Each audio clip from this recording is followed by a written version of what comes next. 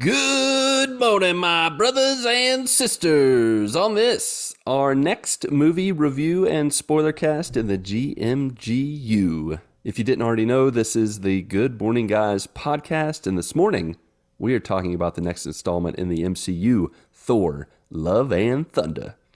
We are so thankful, joiners, that you are joining us on this fine morning, afternoon, evening, or night as we discuss the movies we love to watch and the stories that inspire and amaze us. As I am your host tonight, the Brazilian Asgardianeer and transition bow, Lucas Ham Swisher. Next to me, the judge, the jury, and the executioner of little G gods, and any who ignore others in need, Patrick Novacell. Little G gods? Yeah, that's me. That is totally me. Oh, yeah. And our last member present tonight of the GMG Quadfecta, who's got Mjolnir in his heart, screaming goats on his brain, and Asgardian mead in his old stomacho, Marc Boucher. I think perfect. It's pronounced Perfect. Mir. Oh, yeah, meow, meow. Meow, meow. Oh, man. I love those screaming goats. Made me laugh so much. More than it probably should have.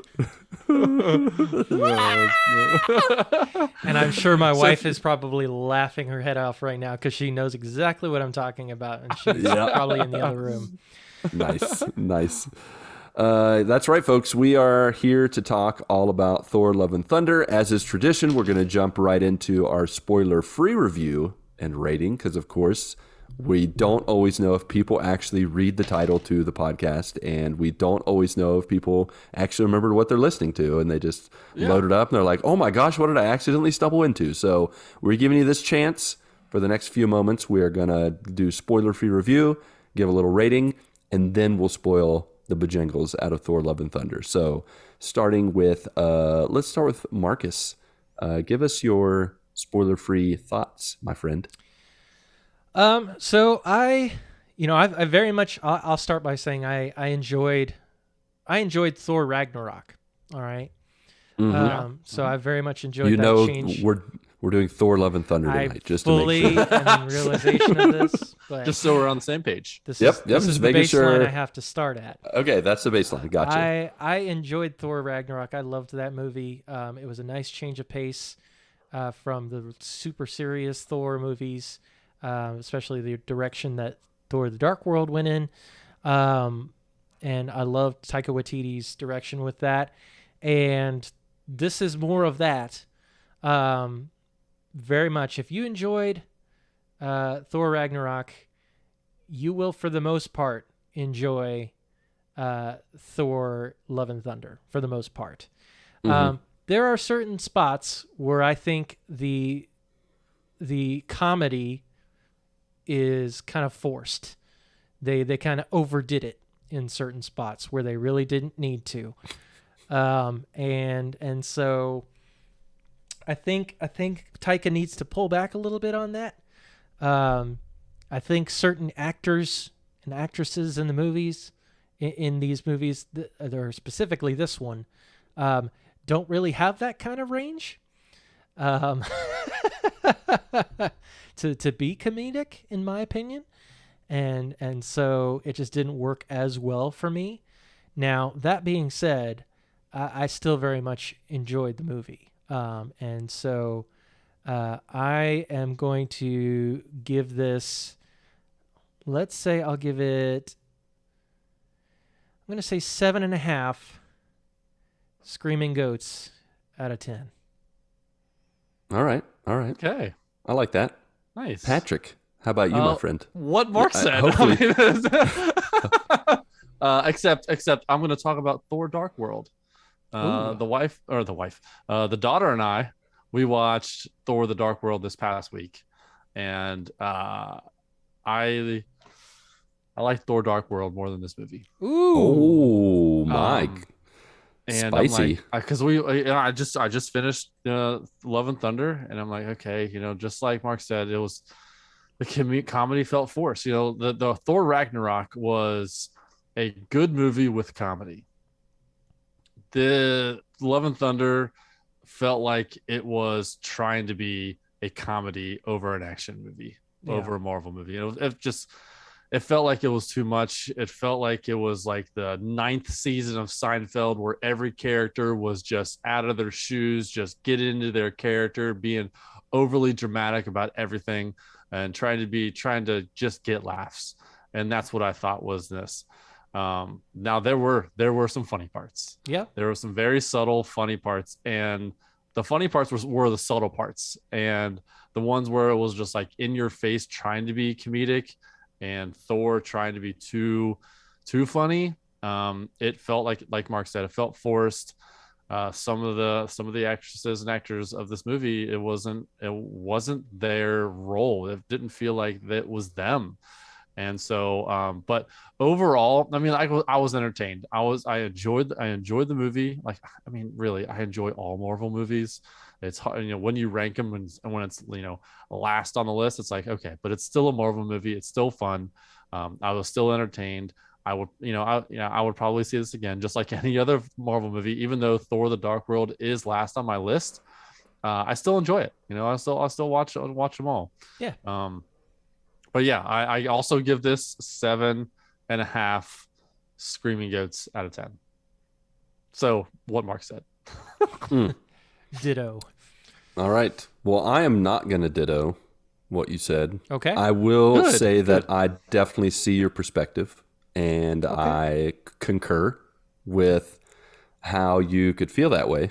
Okay. But at the same time, I just liked the audacious comedy. I feel like that is pretty much the what is it, the modus operandi of any place outside of Earth. Like space, they've just made space people, they're just all about the jokes. Joke, and they do it in Guardians of the Galaxy. They've done it with most of the villains. Most of the villains take themselves too seriously, and then all the good guys or normal people are just like making jokes left and right. So Yeah. I feel like with Ragnarok and with Guardians, it wasn't, I don't think it warranted people's reaction critically, for this movie, where people were panning it for being too many jokes. I'm like, it's kind of the way they've set it up for the MCU. Now, will I agree that will I say that I feel like Ragnarok was more balanced? For sure. Ragnarok had a good balance of serious and silly. Yeah. And they rode that line very well. Mm-hmm. I can see where people saw at some point where it's like, man, this thing's a little too joke. It's kind of like Monica with Chandler. It's like joke, like where she's getting like, I'm so over these jokes. I don't think it's so much that they did jokes. It's who was doing the jokes and when. Yeah. And we'll talk more about that We over will. the spoiler wall. But yeah. Yeah. But I had fun with it. I thought the villain was solid. Was really another quality villain. The MCU, like Marvel and Disney, they know how to make villains, and they did not disappoint with good old Gore. I will say that there were some characters like Jane Foster that were kind of like better than before, but not good. Like in some ways, like didn't really mesh with me. So I get that, and but just overall, I enjoyed it. I thought it was just a fun movie to watch. I thought it had I wanted to call it the Scarlet Witch movie, but it was actually Doctor Strange. Where Doctor Strange is a Mother's Day. Where Doctor Strange is a Mother's Day movie, Thor: Love and Thunder is a Father's Day movie. So I appreciated that. It's all about family. So Yep. With that being said, I give it 8 out of 10 rainbow bridges filled with screaming goats. There you go. So yeah, thumbs Good. up. We're not that far off, which is funny. We're not that far off, so just half a point. With that, let's get into spoilers. You've had your warning. If we had a spoiler clip or audio thing, we'd insert it here, but we don't have that. So there you go. Warning, spoilers in your face. Get ready.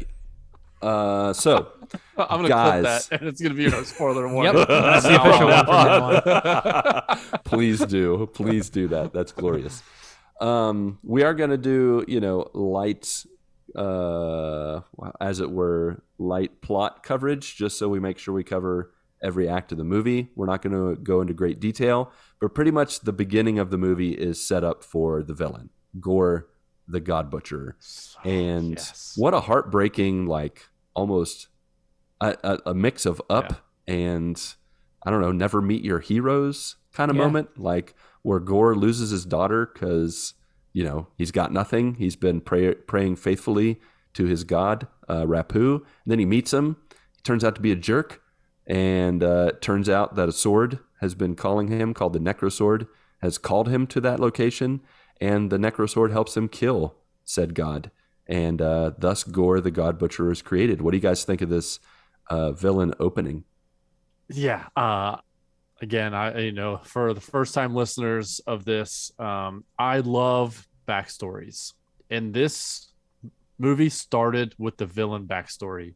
And you find out the motive for him being Gore the God Butcher. And all he wants is his daughter back. He wants his daughter back, and he's going to go through any means necessary to do that because he's infected. He's infected with the sword. He's infected with that. It's going to make him do things that he wouldn't normally have done. But his drive, his motive to see his daughter again is the reason why he's killing all these gods. So that starting it that way, I'm like, yes, okay, now I can follow why he's doing what he's doing, because not a lot of you don't see in the other MCU movies the villain. Sometimes it doesn't happen until later. It's like a big reveal. Yeah, this one so laid it all out for you. And like I said, Thor: The Dark World, you start with Malekith and you find out what he's doing, but it's not as powerful as, you know, a father that I am losing a daughter. If I was infected with a sword and I was able to do all these things, and the only way I can get my daughter back is to kill all these guys to get to the center of the universe or whatever, the eternal part. It's like, okay, I can understand what he's doing and I can follow this. And so I loved the beginning part. I really did. Yeah, absolutely. Like throughout this entire movie, like Christian Bale does a fantastic job. It was actually a great villain that you actually somewhat, like, just a little bit sympathize with. Yeah, you relate to him. And relate. Although how he goes about doing it is not really the best. But of course. Yeah. It's interesting. I knew that when gods died in the MCU type of stuff that they like faded into gold dust, but I didn't know they bled gold, which apparently they do. Now, is that all gods, or was that just Rapu? Because, he like burst forth with golden blood. I can't remember if the other gods did that. Zooming ahead just a little bit, we know that Odin, well, no, not going that far ahead, but Odin, like, goes off into, like, sparkly space dust. Yeah, that's what I'm talking about. He's not golden. But, so I think they all kind of die in their own special way. Yeah. But Rapu was definitely just golden blood. I just watched Thor: The Dark World, and when Thor's mom dies, she goes off and she sparkly space dust. Maybe that's the Asgardian way to die. Like, you just become space dust. Well, I think, no, the Rapu, he died the same way. Did he do the space dust? Yeah. All I remember is the gold blood coming out of him. Bled gold, and then when he actually died, he went away. Oh, did he? Okay. Yeah. I'm pretty sure. Fair enough. Yeah. So I think that's must be how all gods die somehow. Yeah, I guess so. But no, he does a fantastic job of you seeing all the agony and stuff that he's gone through, where he's lost his entire family, including his daughter now, and he finally finds this god he's been praying to, and it turns out he's just complete jerk, and full of himself and everything, and you get it. You absolutely get it. And so I think starting off with the villain was a great way to start this movie. Yeah. It was a good foot to jump into, and then we go into the funny stuff. Right. And so then it sets up, giving you context for the two main protagonists of Thor and Jane Foster. And we start with Thor giving backstory in, I think, a masterful way with Korg telling a story, like he's having story time, and he's talking about beer belly Thor and him working out and getting his life together, but then also how like his life has been awful and he's lost pretty much everyone he's ever cared for, and really setting up the reason why Thor is not in a good place, and yet he's like, I'm just trying to find, like he's just trying to find himself, and of course fighting along the Guardians of the Galaxy, which is where Endgame left off. And what did you guys think of this opening? Trying to help the people of the planet, of some planet where Thor destroys their temple, and they get the screaming goats for a reward. No. Yeah, I can see you shaking your head, Patrick. Go ahead. No, like he's like meditating while the battle is going on in front of him. It's like he's like, I'm just waiting for someone to bring the battle to me and ask me to battle with them. And then all of a sudden, just like, hey, we need you. It's like, and then he's just like, all right, gets in there, destroys all the enemies, and in doing so, he destroys the whole glass palace, which is like the worst palace on the face of the earth. Like, it's just like, how is this like? The whole scene, it was just like, it felt like it was just like, why didn't they ask him earlier? Like, hey, he's sitting right here. Why don't you ask him? And then there's some epic, slow motion RRR type scenes in this, right? And like where he does the split and he holds the two ships apart while he's Van Damme doing a Jean-Claude Van Damme move. Yeah, exactly. So, but I thought the splits was hilarious, but when it was like sandwiched between all the other forced comedy, the splits wasn't as funny as it should have been, and it could have been if they would have toned it down a little bit. Like, I understand, like what you said, Thor is in a different place because of all the things that have happened with the people that he loves around him.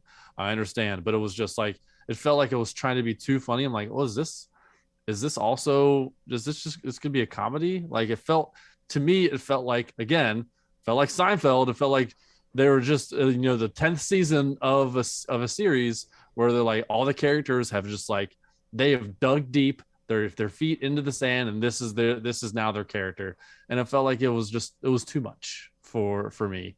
I didn't really, I mean, it was just like, all right, here's Thor, here's the Guardians of the Galaxy, and it was just like, and the Guardians of the Galaxy were just gone. They're gone. They're not in the movie anymore. I felt like it was, why were the Guardians of the Galaxy even in there? It was just because at the end of, what was it? Was it Guardians of the Galaxy 2 or Ragnarok? Where Endgame.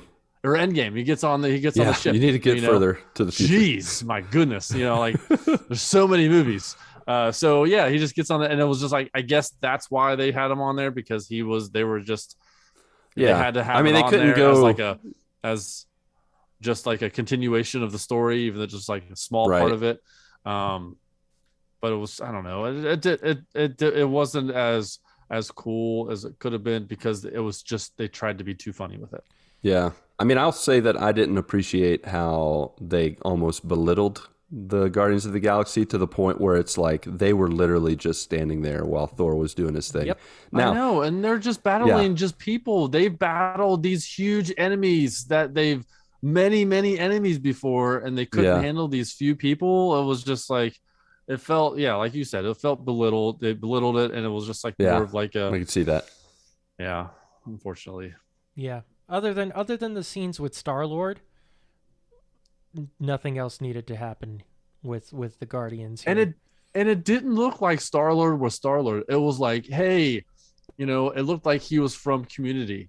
Like, they were like, hey, well, like, I know you haven't worked out in 24 months. Can you just show up and just don't fix your hair, don't shave, can you just come in, be on set for a few days, and then you can get out of here? That's what it felt like to me. And it felt like for not just Chris Pratt, but the rest of the characters. Chris Crap. yeah. That sounded like that's what I said. That's this version. Chris Pratt. It just felt like it was not well thought out. It felt like they didn't put a lot of effort into that, and it was unfortunate. Yep. Yeah. So I think thankfully they kind of abandon. I mean, I want to say that even by the end of Endgame, like when they were together a bunch, or maybe it was the end of Infinity War when he was getting his axe and stuff, and the whole angel thing, and like it was funny, but I was like, I don't know that I could do a whole movie with them, like all of them being together all the time. So, me personally, outside of how I definitely agree that it was a bad take on the Guardians of the Galaxy, I was glad that Thor just was kind of like, I got to go figure out my life and figure out myself. And so he goes off to do that. And part of the reason he does that is because he gets a distress call from his old pal, Sif, and finds her injured on another planet where he goes with Korg. And they pretty much find out that Gor's been butchering gods all across the galaxy, and his next stop is New Asgard.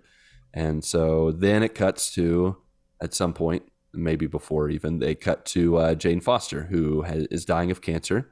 Is trying to figure out her life. She's got her face like in her work 24/7, just coming up long enough to take chemotherapy treatments. And she stumbles across some information about Meow Meow, and she decides to go check it out because it might be able to help offer some medical treatment, some unproven, non-FDC approved medical treatment, but Sure. it is what it is. And so she does that. And then we go back to Thor arriving to fight with them, and he discovers that Jane Foster is Thor. Now, we already knew this from the trailers. We didn't know why she had become Thor. What did you guys think of the setup for Jane Foster and her becoming Thor? Marcus. Well, before we get into Jane Foster real quick, I know we kind of glazed. I'm not going to go deep into this, but one of the actresses that didn't work for me with her comedy was the actress who plays Lady Sif. I just don't think that character needed to be funny. And because she's a serious character. She's always been serious. yeah. And it just didn't work for me. Now, I will say, I really hope now that we've introduced Valhalla into this, that we totally see Sif's arm just sitting there in the background. In Valhalla. Oh my gosh, for sure. Just like hanging out at the bar, like putting up a finger like, hey, give me another drink. It's like, yeah, unfortunately you have to die in battle to go to Valhalla. So your arm did, but not you. Yeah. Now that was funny, but otherwise, like, I didn't care for her comedic acting. And then going back to Jane, I did like the way that they explained this, that essentially Mjolnir is protecting Jane Foster in this way. Right. By being able to find her worthy and reassemble and all of those things. Now, do we know the specifics of how suddenly it's able to, get put back together and all this kind of stuff? I don't know. Because Marvel. I mean, they explain it by saying that, offhandishly, Thor said something to the effect of, hey, protect Jane Foster. And it had forgotten it was supposed to do that. And then it found out, by maybe did a Google search, WebMD found out that she had cancer and, called for her, whatever she says eventually. She goes to see it, and then it reassembles itself, reanimates, or whatever you want to call it. Yeah. So, yeah. I mean, that's the most they give us, I think, in terms of an explanation. Yeah. But, I mean, it's a start. That's a cool way to get into it. I mean, that's based on the comics. It's the same sort of premise that she has cancer and becoming Thor essentially prolongs her life and gives her strength. I honestly thought she was going to be a variant before we watched the movie. I thought, okay, they've already dealt with variants and, different timeline characters coming into the Earth 616, whatever. So I thought, maybe it's going to be a variant. And I won't say that I was disappointed that it wasn't a variant. I thought it meshes better with the multiverse saga for it to be a variant, but I also did appreciate, giving a little more reasoning behind her being Thor. So sure. I thought that was fine. What do you think, Patrick? I thought her becoming Thor in that way and Thor telling Mjolnir Meow Meow to look over her, and I thought that was a perfect setup for her to become Thor. I'm glad it Yeah. wasn't a variant. I'm glad it was actually her. So and having both of them on the battlefield, battling enemies, I thought that was great. I thought her trying to figure out her catchphrase was amazing. Yeah. It was so fun. Like it was that kind of comedy felt natural. She's like, I don't know what to do with all these powers, and everyone has a catchphrase. What's mine? So I thought that was fun. So I will have to kind of slightly disagree with you there. Now the situations there in the character dealing, what am I doing with these powers and all this kind of stuff, that made sense. But the issue I have is with Natalie Portman. Natalie Portman, to me, does not pull off comedic acting. She's a great actress, in my opinion. She's a fantastic actress.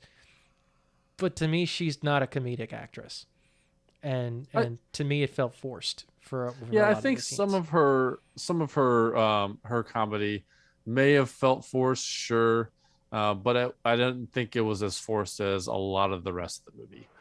Yeah. And the way she was trying to figure out her catchphrase and things like that led into like the moment where she is the epic moment where she says, eat my hammer. Yeah. And so I felt like that was like, it didn't feel as good at the beginning, but once you get to the end, it felt like it was like, I got chills at that moment when she was like, eat my hammer, and she was like going all crazy. I thought that was great. That part was great to me. Like, I enjoyed that part, but just a lot of the scenes where she was having to be comedic, it just grated on me. She just does not come off to me as a comedic actress. Yeah, and I can totally get that. Also in this scene is when she's holding Mjolnir, Mir, Meow Meow, whatever. I can never say it. I don't know how to say it. Mjolnir. It's so hard to say. I don't know how to do it. Near. Thor's hammer. You got Thor's it. Okay. hammer. Thor's hammer. So she's holding Thor's hammer, and he's like, hey, that's my hammer, and he's so excited to see him because he's been with them ever since he's been Thor, and so, and then his Stormbreaker just like comes out of the screen, just like looking at him. I love the jealous girlfriend. Now, I will say it was so subtle, so funny, and they didn't like use a lot of time on it. It was just a few seconds and a few seconds here and a few seconds there. It was just fun with the Stormbreaker getting a little jealous. He's like, all right, now before we jump any more into this, Humar Whittle, Cameron, our bud over on the Discord, said, what did you think of the Stormbreaker, Mjolnir, and Thor love triangle? If you were a kid, what would your weapon have been in the final fight? And do you think Jane will return as a Valkyrie?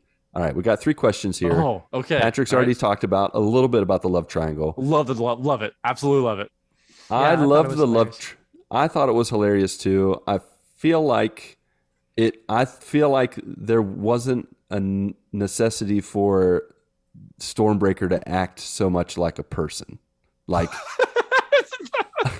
it was a little too like it was weird, but it took me out a little bit. I would have appreciated just Thor making it look like it's just in Thor's head, or he's like observing.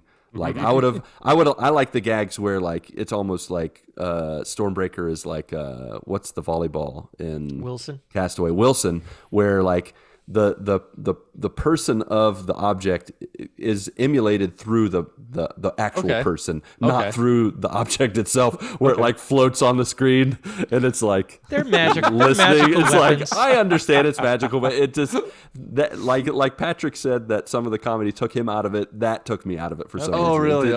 It didn't hit with me as much. I was like, okay, we're going. And I don't feel like they resolved it very well at the very end. Zooming ahead, this is a spoiler cast. When Thor takes up his old hammer and he gives this huge weapon Stormbreaker to his adopted daughter, that's who the funny is part. half the size of the hammer. And I understand that's the funny part, but it doesn't. I don't think it meshed well with this whole love triangle. Yeah. When it's like, oh, now Stormbreaker's fine with being with the the adopted daughter and all that stuff, and that's fine. It was a funny gag, and I'm pretty sure Stormbreaker doubled in size since Endgame. Like, Probably. You look at some of the I almost said the dolls, the action figures and the Stormbreaker, and like in Thor: Love and Thunder, Stormbreaker is huge. I don't know if Stormbreaker's eating a lot of, carbs or protein shakes or something, bulking up in some way, but Stormbreaker got way bigger in this movie. But I did find it funny, very funny, the love triangle. So you notice, I can understand why the handle would have gotten bigger, because the handle is literally right. It's a tree. It was literally Groot. I am Stormbreaker. Yeah, and so when he dug Stormbreaker into the ground at the beginning of the movie, and he had to pull it back out, and it was like roots. Rooted, yeah. Yeah. So that's a cool organic thing about it. Yeah, for sure. So I get it. But that's cool. Yeah, I didn't even think about it when I was watching the movie. Now that you say it, it kind of makes sense that it's gotten a little bit bigger. But man, going on to Humar Whittle's next question, I think it was, what would you rather have, the Thor's hammer? No, not would you rather have. He said, if you're a kid, what would your weapon have been in the final fight? Yeah, Stormbreaker. Stormbreaker to me is just like, when I see this little rinky-dinky hammer next to this huge Stormbreaker, I'm like, that's what I want. Yeah, but I think Cameron's question is more gauged at the kid army. They had all these random. We're jumping ahead. Things. I love the kid army, by the way. So we're talking about the kids army, but they all have their toys as their weapons. So you, as a kid, if you were a kid in Thor's army, what would have been your weapon? Oh, what would have been my weapon? Mine would have been a Nintendo controller. I would have used it as a ball and chain kind of deal, where I'm swinging the controller around, and I got maybe I got a duck hunt gun on the one side, and then a Nintendo controller as a ball and chain on the right hand. I think mine would have been my buddy and me. Oh my gosh. My buddy would have been 350 times larger than it normally is. It would have been like my Chucky, Chucky. Yikes. That's what my buddy would have turned in if he would have gotten the gold eyes and stuff. Yeah. It would have been, mine would have been an acoustic guitar. Oh, there you go. That would have been nice. Oh, and you just slam it on him, and then it rebuilds itself like Meow Meow did in this movie, which I thought was a cool move set. Yep. Like how Thor's hammer would break apart and then come back together, which of course helps them really break up. That was cool. And then the last question: do you think Jane will return as Valkyrie? I do not. 100%. She's staying in Valhalla. No, I really think with the multiverse thing happening, I think her not being an Asgardian, I think she's gonna be there hey, you don't belong here, and you're going back to Earth somehow, or it's going to be a multiverse variant thing where she is Thor. I think it was just having her only in this movie with all these phases coming up, and I think having another female hero would be awesome. I just don't know. With Thor, it says at the end of it says Thor will return, but we don't know which Thor. Is it going to be Mighty Thor, or is it going to be Thor that's going to return? Because I didn't see any Thor movies that are coming up. Is he going to be just a part of the Avengers in Phase 6? Or we're gonna have unannounced movies that are going to come out with Jane Foster. I don't know, but I think it would be great if we would see more of Mighty Thor. Yeah, I don't think that they've announced all these, because if in past episodes you've seen, or not episodes, but movies and shows, you've seen them introducing more and more of the varying afterlife, the ancestral planes. Right. Black Panther, the duat with Moon Knight, and now this with Valhalla with Thor. I think they're going somewhere with that, and how that might tie into multiverse type stuff, and the whole Kang thing. I don't know. Yeah, but I don't think they're introducing all these different ancestral planes for nothing. I think they're going to tie in somehow. So whether she comes back as a Valkyrie, I don't know, maybe, but I don't think Jane's gone for good. Just like I don't think Heimdall's gone for good.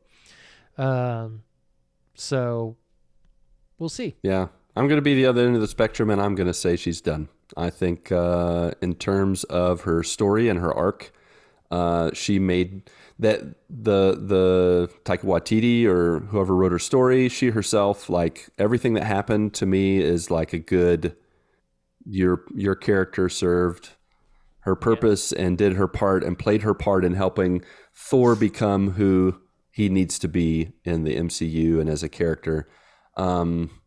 Looking at it practically, I don't think Natalie Portman meshes with MCU. Like Yeah, I don't like you said, Mark, I don't think her jokes always hit. I don't looking at it from a technical or just an actress standpoint, I just don't see her either one them being able to afford her much more because she is a high level actress that is in some ways I think above this. Maybe not above, but her style of acting, it does not lend itself to the MCU. Yeah. She's much more classical actress. I wouldn't be surprised if she doesn't come back. But at the same time, like I said, I don't think they've introduced all this stuff for nothing. What if she comes back as like an angel, like angels in the outfield? Just like I would be down for that. Yeah. If she starts flapping her arms. Always watching.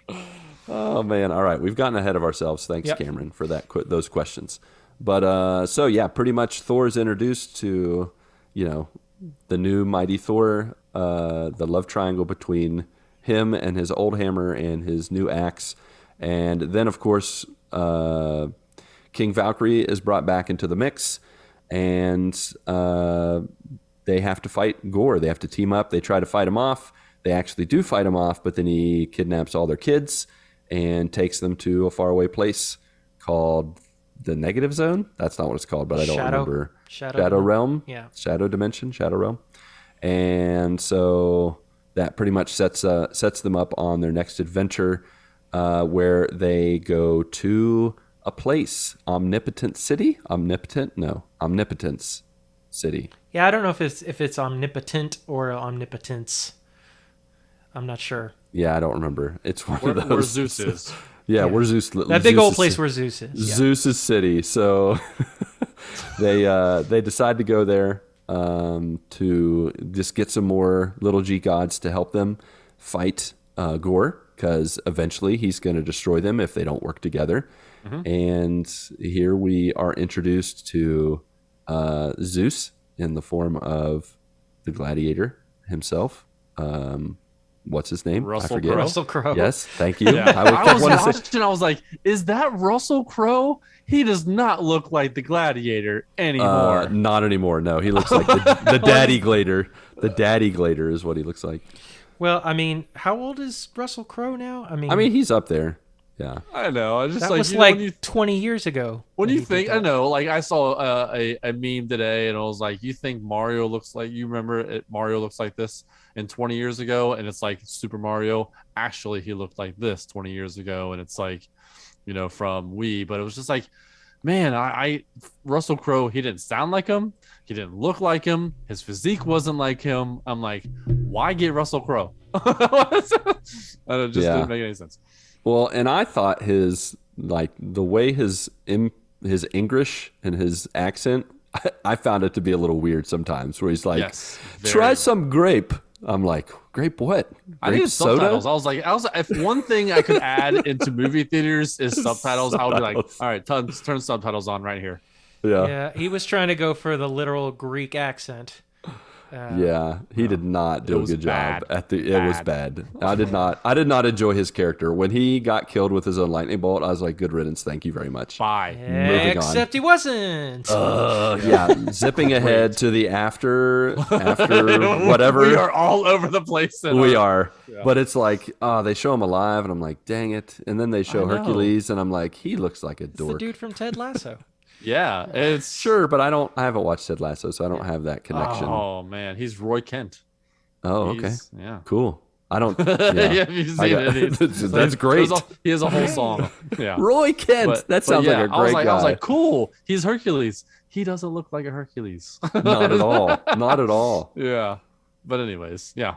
Anywho, But yeah, in this whole scene, it's like they're like trying to be incognito. It's like, really, none of you are incognito. Like come everyone on. can everyone Thor can did tell. that Thor did that in Ragnarok when he put the cape over his eyes and he's like, I'm hidden. He's been hiding like that for ages. Yeah, they turned it up to 11 in this one with Korg walking in. It's like, come on, it's whatever. Yeah.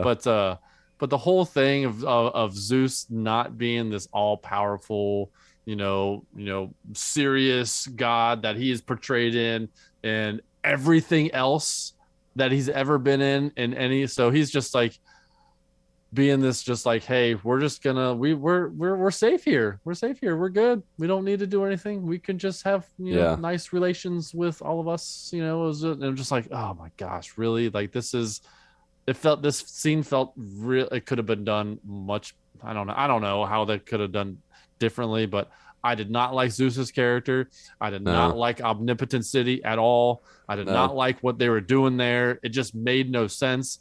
And then you see a new Thor. I'm just like, why does this have to happen in a Marvel movie? It's like, because in my mind, I'm thinking dad time, like, can I watch this with my kids? It's like this whole scene, I was skip. Oh no, this whole 100% skip when I'm watching it with my kids. Yeah. Yep. Yeah. Saw a little more of Chris Hemsworth than I wanted to. I mean, between that and between like, hey, just so you know, announcements, here's what's coming up in our, time together as little G gods. We're doing this, that, and the other. And it's like, really? Yeah, you it's have like to a keep country talking club. about this? Yeah. What kind honestly, of country clubs do you know? This was a country club for the gods. After basically. hours country club. Yeah, this is a gentleman's club. Yeah. Oh, yeah, that's true. They did say, exactly. At some point, I definitely was like, can we let Gore know where they are so he can take care of this, and then Thor can fight him after he's taken care of? Yeah. But I mean, the way he was, it was like Thor was like, are you serious? This is who you are? And that's why he killed him. I get it. But there was just a lot of stuff that just didn't need to be in this. The girls, oohing and ahhing and ogling. And it's just like, no. Like, man, like I can't watch this with the family. This is ridiculous. I can watch, like, violence is fine because my kids are fine. But, this kind of stuff I try to keep away from them. And then it was unfortunate. It was very disappointing. I was disappointed in MCU for having this scene in one of their movies, to be honest. It's fair.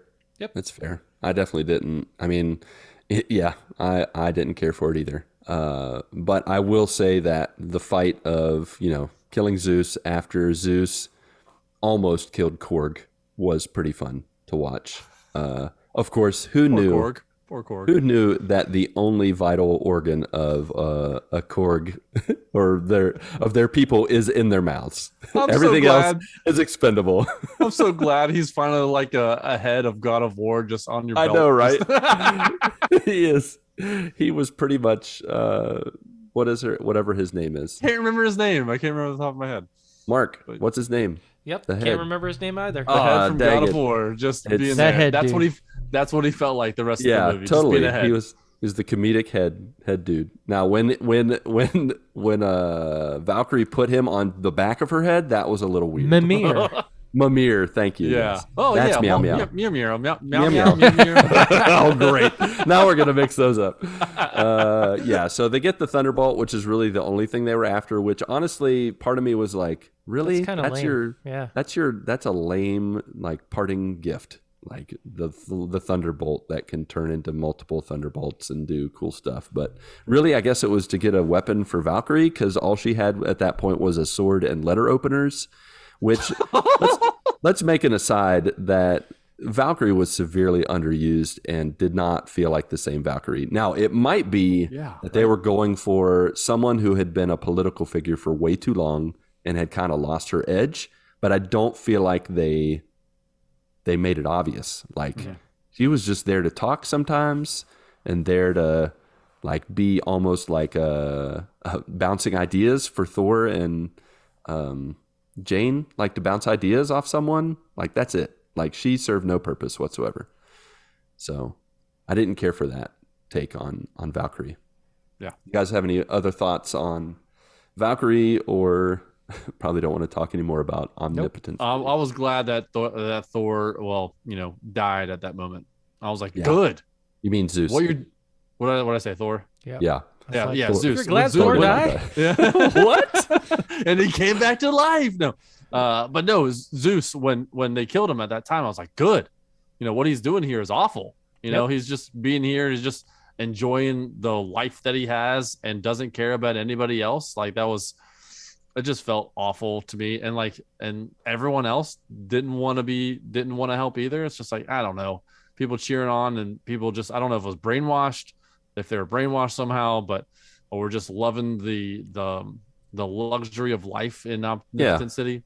They were comfortable. I mean, it's just like the fat folks in Wall-E. Like when he gets there and, everybody's super fat and just doing what they want. And Yeah. you just get comfortable. Like you said, I wish Zeus had died, but he came back with Hercules, and that's going to be, and I didn't see Hercules at San Diego Comic-Con either. So when's he going to come back? Is he going to be a villain in one of those movies?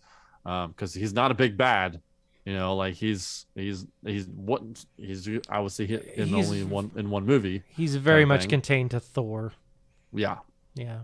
So, but yeah, that's this scene. This whole scene could have been shortened to 2 minutes. Yeah. Yep. For sure. But from there, they get the Thunderbolt and they take their screaming goats and they fly away and make their way to the Shadow Realm to face off against Gore. Mm-hmm. In the process, we discover a little more about how Jane is not responding well to Meow Meow, and how Thor's hammer has not completely healed her as she thought it would. Making her worse. Making her weaker. It's pretty much sucking the life out of her. And at the same time, when they arrive at the Shadow Realm, they find out what Gore's plan is, which is to steal Stormbreaker. And they realize, hey, we just walked into a trap. Yep. And, Valkyrie gets severely injured, and Gore gets Stormbreaker as both Thors are escaping. And things didn't work out as planned. What'd you guys think of this black and white Shadow Realm, this first real fight showdown with the heroes versus the villain? Any thoughts on that, Marcus or Patrick? This felt like Thor. Yeah. Yeah. This part felt like this was Thor. They made the comedy to a minimum. It was a little more serious. I liked this part because it was menacing, where he was just able to just manhandle every single one of them, and just talk like a villain does. Yep. This was really good. Yeah, from a visual perspective, like this whole scene is stunning, where it's like the absence of color, other than some of the powers that they're using, things like that. It looks incredible. Now, I will say, the moment when they come into the Shadow Realm and the part where they crash the boat into the planet, and it just makes this random poof, and you hear the screaming goats. Yes. Dude behind us was laughing for a good 5 minutes after that. That's awesome. Yeah. Could not stop laughing. They land on the planet. They land on the planet, and it looks like a grape. It's way smaller. It's way smaller than I thought. Yeah, I thought that exact same thing. I'm like, wait, is this a moon in Mario? Like Mario Galaxy? Like I was expecting them to just like run around really fast. Takes you like 30 seconds to run across the entire thing. Exactly. But yeah, visually, the fight is great. Christian Bale, he's like getting into their heads and everything, trying to twist things around and turn people against. Like, that was great. Yeah. And the fight itself was great. Yeah, this was very much Thor. Yeah, and I liked the nice little. It was a light twist, but it was the reveal that he's not actually looking to just kill them. He's looking to find a way to kill every god. Yeah. And so they reveal how Stormbreaker gives him access to eternity, which, of course, as with most MCU things that we think are ethereal and not real, like eternity is such a vague statement. It's like the afterlife, whatever it is. Well, this is an actual place and a person, right? Yeah. It's an actual where being. a celestial called Eternity is there, and it's pretty much Dragon Ball Z. Like you find it, him, her, them, and you get one wish, whatever you want, and it'll come true when you wish upon a star or a celestial. When you wish upon a star. That's Disney right there. Yeah. Yep, there you go. See, that's the connection. So Eternity is like the Jiminy Cricket of like. Exactly. And Gore is Pinocchio, and Yeah. when he, Except he he's doesn't got have this, a nose. he's got a necro nose, Yep. and when he's killing the gods, he. It all connects. Yep. It all is connected together. But yeah, so they lose Stormbreaker, they lose the fight. Pretty much Thor has a heart-to-heart with Foster, persuades her to stay, which we all knew she would not, but hey, they also had to, she had to play along and be like, yes, okay, fine. I thought the conversation and the whole transition to like pretty much Thor saying, I'm going to go ahead and do this on my own. Valkyrie, you're hurt, and Foster, you're too sick. We fell back in love. I want a chance with you. And she's just kind of like, what future is there? Like, it was a really kind of a weird conversation, which made it obvious that she was going to not stay there. So, Yep. yeah. From there, they go, Thor meets Gore at Eternity, or at the gates to Eternity, and he's put Stormbreaker down. Stormbreaker's using his Rainbow Bridge Bifrost powers to open, but of course it doesn't just open it right away. You got to fill in the lines like a good video game, and so the timer begins, and Thor only has so much time to work with. And the kids of all the Asgardians are there, and he imbues them with his power temporarily, of course. I loved this part. This was a really fun part. This was fun. Yeah. This was Thor not being his, I've got to take care of this myself. He says, okay, we're going to do this together.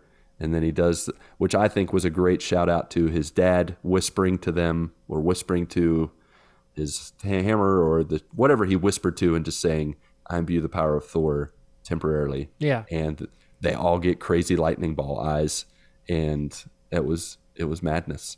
No, so when this first started, he was like, grab any weapon you can find. And I was like, what are these kids going to do? Oh, right. There's no way. This kid has a bunny in her hands. What is Yeah. she going to do against Gore the God Butcher? Yeah, you saw what she does. Yeah, which was cool, which was Yeah. really cool. And so when he gives the powers to them, I was like, oh, this is a fun scene. It's the climax of the movie, but it's also fun. It's not didn't feel forced. It was a really cool part where it's like, hey, you guys have the power of Thor for the time being. And it was just a really, this was one of my favorite parts of the movie, favorite scenes of this movie. Yep. Agreed. Yeah. So from there, battle ensues while the kids are fighting the shadow creatures. Of course, Thor is fighting Gore, and Gore gets the upper hand. But of course, the other Thor comes in and helps out a little bit, and we get this little battle between Thor, Foster, or the mighty Thor, the regular Thor. I don't know, both the Thors, and Gore. And they're able to destroy the Necrosword, and freeing Gore from the influence of the sword, but not before he can crawl through the little doorway to Eternity and to make his wish. I thought this fight was solid. It was a fun fight. It was well choreographed and everything, and the use of Thor's hammer to crush and destroy the sword was really cool. I want to say with the Necro Sword, I felt like there was some kind of sentience with it, and I don't feel like they ever revealed what it was. Like, it was just a sword that talked to him.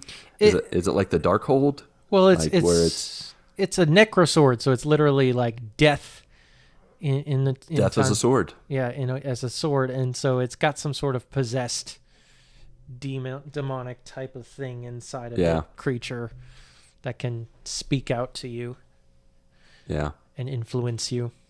But Yeah. that's how I took it, at least. Right. It makes sense. And I feel like, and I guess it's not something I thought about before, but knowing, I felt like the Necrosword was specifically after the gods, but I feel like since you said it's, it's death, it's really taking what you hate or what is your, like, what you're focused on and gives you the influence of killing it. Yeah. Like what you hate and so for Gore, it was the little G gods. Yep. But from there, everybody goes through the little portal to eternity. And at this point, Gore is ready to make his wish. Thor implores him to, instead of destroying all the gods, to do the obvious thing and raise his daughter back, revive her. And then he just walks away. And he pretty much says, I'm not going to waste the rest of the time I have left with you. And he goes to Jane and spends his, her last moments with her as she's succumbing to cancer, as she has used pretty much all her life to wield Thor's hammer. What'd you guys think of this ending scene, these last conversations, and this kind of the turn of events that leads to Gore actually being redeemed as a villain? This was awesome. Yeah. I love the scene. Probably the best scene. It was just like, it was a very loving scene. Thor and Jane and Gore and his daughter. It was just, I love that he was like, he was able to fight away the necromancer sword taking a little hold of him, and he chooses to wish for his daughter, and having those moments with her, even though it's weird, even though it's super weird that she's been gone for all this time, and then she's back to being to whatever she is. I'm not sure. Maybe you guys can help me out with who she is now, because she's his daughter, but she's also has laser beam eyes, eternity powers, or whatever. But Thor saying he is not wasting his time with him. He's gonna have his last moments with Jane. I thought the way they sat with each other, it was fantastic. Loved this the love scene, of the daughter and with Gore and Thor and Jane. It was awesome. Really good, really good. Yeah, I think they were kind of pointing her in the direction of her being an actual character that from the comics called Love. Mm-hmm. I think she's some sort of goddess type creature, and so I think that's where they're going with it. Mm-hmm. Okay. Is that she is this, celestial being now. Mm-hmm. Yeah. But the whole scene was incredible. I loved the fact that Thor was like, you know what? You're going to do what you're going to do. I'm asking you, please don't. But I'm going to spend whatever this is in the right place. And so that was a great spot. And then watching Jane pass away and everything, and then watching Gore actually do the right thing, and be redeemed before he dies. The whole scene was great. Mm-hmm. And of course now the title makes sense. Yes. Yeah, I thought that cool. was quite a turn I did not see coming, because I did not understand that her name from the beginning was Love. Yeah. Like, I thought that was just a nickname or just like a term of endearment that you use for your daughter or someone in your family. But yeah, when they're just like known as Love and Thunder, I was like, nice. Yes. Yeah. It felt right, because I thought Love and Thunder was Jane and Thor. That's what I thought it was. Yep. But it wasn't, and that was a really cool twist to the title of the movie. It was a perfect title to the movie, and I thought it was really cool.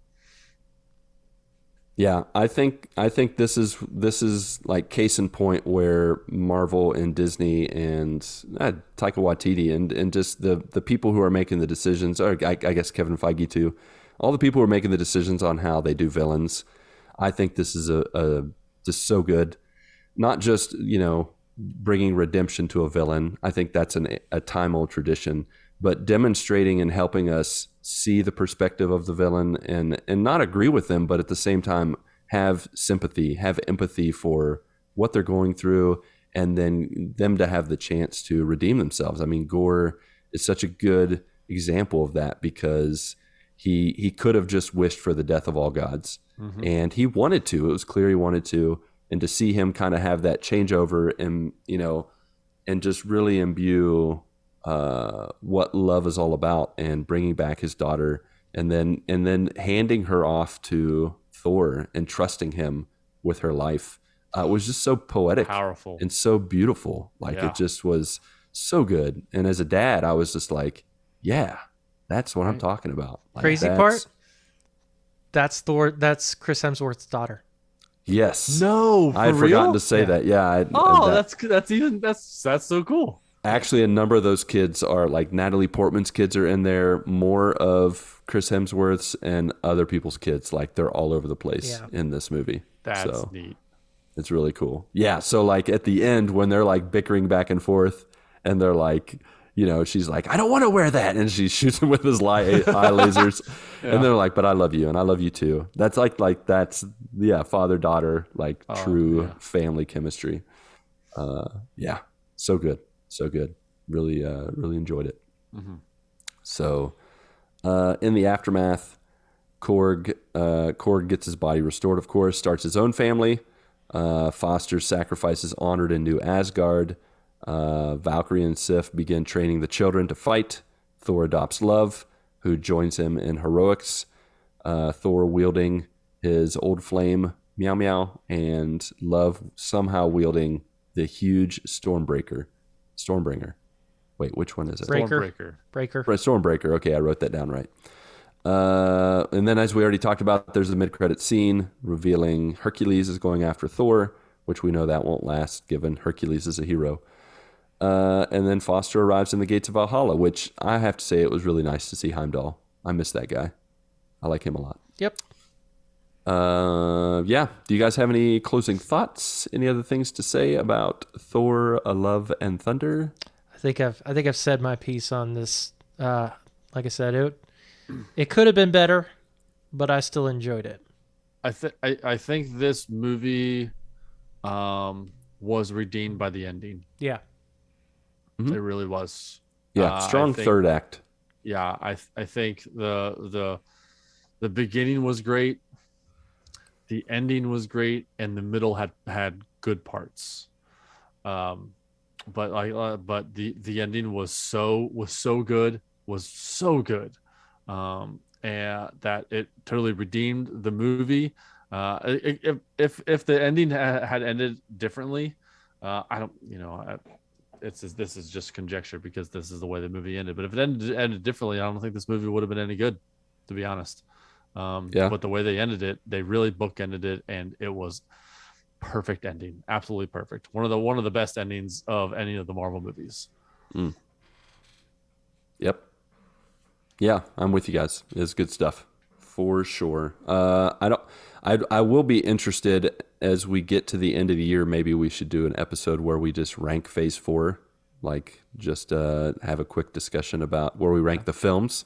Yeah. I guess maybe rank the shows too. I don't know yet, but it'd be interesting to see where it actually falls when it's all said and done, how we feel about it. Yeah, so good stuff. All right, well, that's all for our discussion of Thor: Love and Thunder. As is tradition, of course, some housekeeping where we offer you towels, fluff pillows, topped with Andy's candies, and tip you off to the GMG news you need to know. If you enjoyed your time with us today in this old movie Spoilercast review and such, please check out our regular episodes if you're not already a regular joiner, where we discuss what's new. Marc and I, along with Chris the Rock, one of our joiners and friends over there in Canada, we stream on Twitch. We also tweet on Twitter, discourse on Discord. So if any of those interest you, please check out the links in the show notes. Also, we got some quality merch you can check out at gmgmerch.com. And if you want to throw a buck or two in the old proverbial tip jar, you can support us on Patreon, patreon.com/thegmgpod.